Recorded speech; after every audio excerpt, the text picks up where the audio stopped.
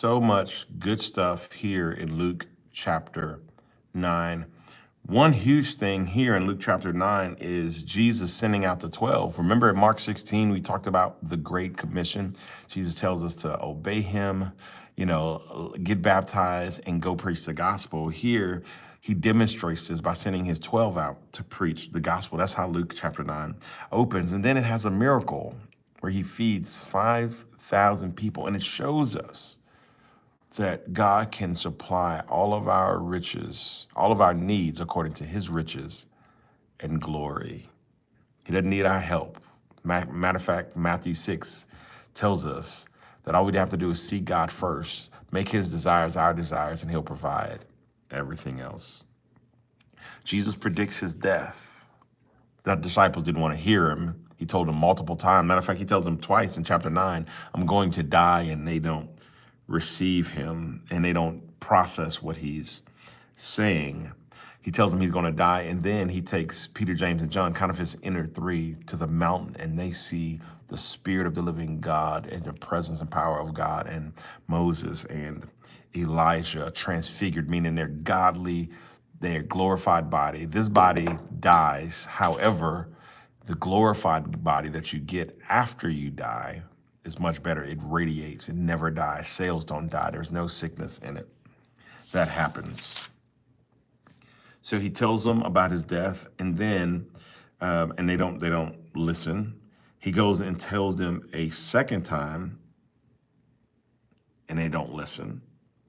And finally, there's a story about a Samaritan, or not a Samaritan, in Samaria. So you know how there's racism today? There's racism back then as well. And I know I dropped the marker, don't worry.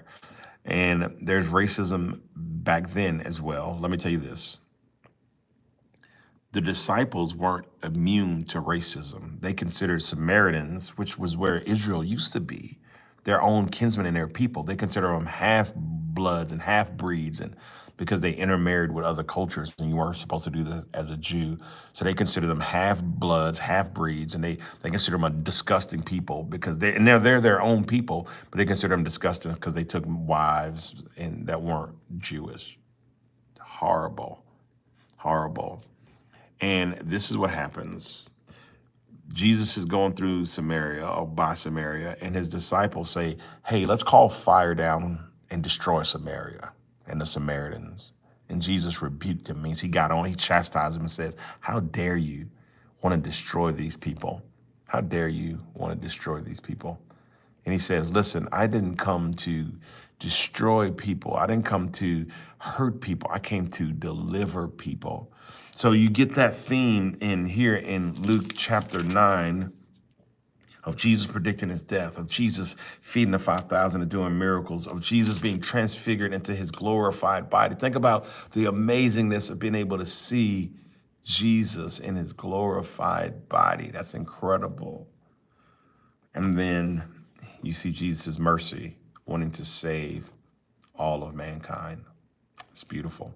Listen, I love you. I hope you go back and read Luke chapter 9. And let me know what you think. Make a comment about what you got out of Luke chapter 9. And do you think it was right, what the disciples said?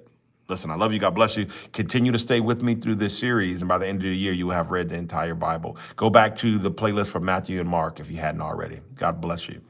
See you in the next video.